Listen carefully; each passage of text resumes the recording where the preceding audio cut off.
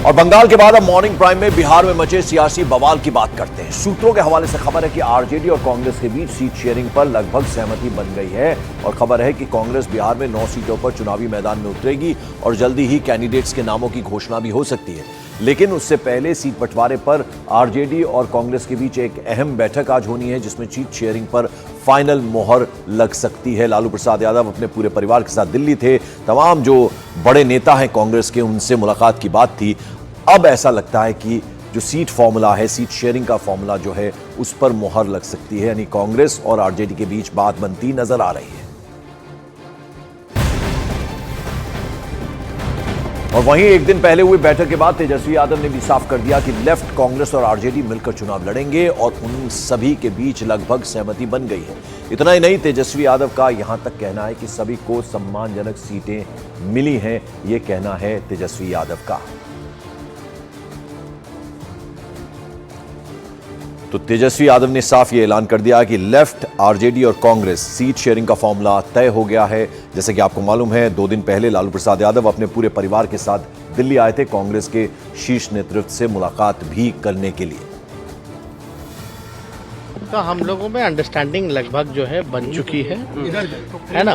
और एक आध दिन में जो है सारी चीजें हम आपको बता, मॉरली वी आर अग्रीड। हम लोग अग्रीड हो गए हैं कि लेफ्ट पार्टियां, कांग्रेस पार्टी, आरजेडी पार्टी मिलकर के आगामी चुनाव साथ लड़ेगी। और सीटों की जहां तक बात है, सबको सम्मानजनक सीटें जो है मिल रही हैं और जल्द ही इसका ऐलान जो है हम लोग पटना चल करके। तो आपने सुना तेजस्वी यादव ने क्या कहा। तेजस्वी यादव ने लेफ्ट, आरजेडी और कांग्रेस के बीच सीट शेयरिंग में करीब करीब सहमति बनने का दावा किया। वहीं सूत्रों के हवाले से खबर है कि आरजेडी 9 सीट कांग्रेस को देने के लिए राजी भी हो गई है। तेजस्वी यादव ने बताया कि कैंडिडेट्स की घोषणा प्रेस कॉन्फ्रेंस के जरिए की जाएगी और वो प्रेस कॉन्फ्रेंस दिल्ली में नहीं बल्कि बिहार की राजधानी पटना में होगी। बता दें, आरजेडी के कई नेता फिलहाल दिल्ली में ही मौजूद हैं, लेकिन ये ऐलान कर दिया है तेजस्वी यादव ने कि अब जो प्रेस कॉन्फ्रेंस होगी वो पटना में होगी। फॉर्मूला तय हो गया है, मॉरली सब राजी हो गए हैं और इसकी घोषणा बहुत जल्दी हो जाएगी। 9 सीटें कांग्रेस को देने को राजी हो गई है आरजेडी। इस बीच आरजेडी नेता तेजस्वी यादव ने कांग्रेस और आरजेडी गठबंधन में फूट की खबरों को भी सिरे से खारिज कर दिया। उन्होंने बताया कि दरार की बातें कभी नहीं आई। तेजस्वी यादव और कांग्रेस नेता अखिलेश प्रसाद ने एक दिन पहले हुई बैठक के बारे में इंफॉर्मेशन भी दी कि जल्द ही जल्द उम्मीदवारों के नामों की घोषणा भी कर दी जाएगी। कभी भी हम लोगों में किसी भी चीज को लेकर के दरार की बातें नहीं आई हैं। हम लोग हमेशा से एक दूसरे को अंडरस्टैंड करते हुए हम लोगों ने बात की है।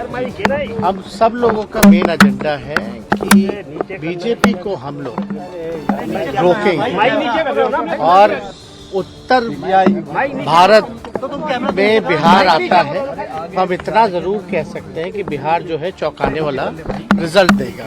पटना में ऐलान होगा, पटना में ऐलान 2 दिन के बाद हो जाएगा। कल एक और मीटिंग है, इसमें फिर डेलिब्रेट करके सीट वाइज ये करके फिर हम लोग पटना में ऐलान। और हमारे वरिष्ठ सहयोगी अरुण सिंह हमारे साथ जुड़ रहे हैं। अरुण, जब बड़े नेता अखिलेश प्रसाद को हमने सुना और तेजस्वी यादव को सुना, जब ये बयान दे देते हैं तो कम से कम क्लैरिटी आती है, सब कुछ ठीक है, घोषणा हम प्रेस कॉन्फ्रेंस करेंगे, दिल्ली में नहीं पटना में जाकर करेंगे, ये कह दिया तेजस्वी यादव। देखिए पंकज, तेजस्वी यादव ने इतना तो कह दिया कि गठबंधन हो गया है, सीटों की संख्या निर्धारित हो गई, लेकिन एक पेच जो फंसा है उस पर आज फिर बैठक होनी है।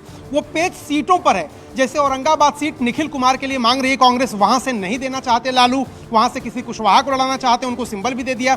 इसके अलावा बेगूसराय की सीट है जहां से कन्हैया कुमार पिछली बार चुनाव लड़े थे, कांग्रेस मांग रही है। लालू कह रहे हैं कि वो लेफ्ट से लड़े थे, इसलिए सीट परंपरागत रूप से लेफ्ट की है और लेफ्ट को ही इस बार जाना चाहिए, यानी कन्हैया कुमार को भी वो टिकट नहीं देना चाहते। पूर्णिया का मामला सबसे ज्यादा फंसा है। पूरी पार्टी मर्ज कर गई कांग्रेस के साथ। जी, तो पूर्णिया में चाहते हैं, लालू यादव कह रहे हैं कि नहीं, पूर्णिया में बीमा भारती जिनको उन्होंने शामिल कराया है उनको वो देंगे टिकट। वहाँ जेडीयू से एमएलए रही हैं, वो पार्टी में शामिल हुई आरजेडी में, तो पूर्णिया पर मामला फंसा हुआ है। इसके अलावा मीरा कुमार सासाराम सुरक्षित सीट है, वहां से लड़ती रही हैं। अब उनके चूंकि बेटे ओबीसी में हैं, वो सासाराम से नहीं लड़ सकते, उनके पिता ओबीसी थे, इसलिए सासाराम से नहीं लड़ सकते। उनके लिए वो काराकट सीट मांग रही हैं, वो देने के लिए लालू तैयार नहीं है। तो कई जगहों पर अभी पेच फंसा हुआ है। ऐसा नहीं है कि एकदम स्मूथ उसकी घोषणा अगर होनी होती तो आज ही हो जाती, लेकिन कौन सी सीट कौन व्यक्ति लड़ेगा, किस पार्टी को जाएगी, इस पर भी लेके पेच फंसा हुआ है। कई उम्मीदवार हैं जो लालू की पसंद के नहीं है। तेजस्वी और कन्हैया कुमार दोनों की राइवलरी जो है बिहार की राजनीति में जगजाहिर है। कोई नहीं जानता कि तेजस्वी यादव एक समय जो बहुत करीब कहा जाता था कि कन्हैया कुमार उनके हैं, बाद में क्यों दूरी हो गई। तो बहुत सारे ऐसे समीकरण हैं जो सियासी रूप से वहां फिट नहीं बैठ रहे हैं, जिसको लेकर एक और बैठक होनी है और उसके बाद ही तस्वीर साफ होगी। लेकिन हाँ, अमूमन बड़े नेताओं के बीच सहमति बन गई है कि 9 सीटों पर कांग्रेस लड़ेगी। वो सीटें कौन सी होंगी उसका फैसला आज हो जाएगा। बिल्कुल, वो सीटें कौन सी होंगी इसका फैसला आज हो जाएगा, लेकिन सब कुछ ठीक नहीं है। अभी कौन कहां से लड़ेगा उसको लेकर पेच अभी फंसा हुआ है, जो बात अरुण सिंह हमारे सहयोगी कह रहे हैं। हालांकि कांग्रेस नेता तारिक अनवर ने भी तेजस्वी यादव की बात का सपोर्ट किया है और कहा है कि गठबंधन साथ रहेगा। साथ ही उन्होंने ये भी कहा कि हमारी ये कोशिश है कि उन्हीं कैंडिडेट्स को चुनावी मैदान में उतारा जाए जिनकी जीत निश्चित है, जिनकी जीत की उम्मीद है। मुझे पूरा विश्वास है गठबंधन जो हमारा बना है, इंडिया गठबंधन, बिहार में इसी तरह से कायम रहेगा और जो भी थोड़ा बहुत विवाद है उसको हम लोग बातचीत के ज़रिए दूर कर लेंगे। देखिए, ऐसा है कि गठबंधन की राजनीति में हर पॉलिटिकल पार्टी का प्रयास रहता है कि अधिक से अधिक उसको शेयर मिले। तो कांग्रेस पार्टी भी चाहेगी, राजद भी चाहेगी और हमारे भारतीय वामपंथी मोर्चा भी चाहेगा। तो लेकिन हम लोग का एक मत इस मामले में है कि जीतने की जिसमें संभावना ज़्यादा हो, जिस उम्मीदवार के जीतने की संभावना हो, जिस पार्टी के जीतने की संभावना हो, वहाँ उसको उम्मीदवार बनाया जाए। मॉर्निंग प्राइम में आइए अब आपको बताते हैं कि 2019 के लोकसभा चुनाव में महागठबंधन में कांग्रेस को कितनी सीटें मिली थी और किन किन सीटों पर कांग्रेस ने अपने कैंडिडेट्स उतारे थे। 2019 लोकसभा चुनाव में महागठबंधन में कांग्रेस ने 9 सीटों पर चुनाव लड़ा।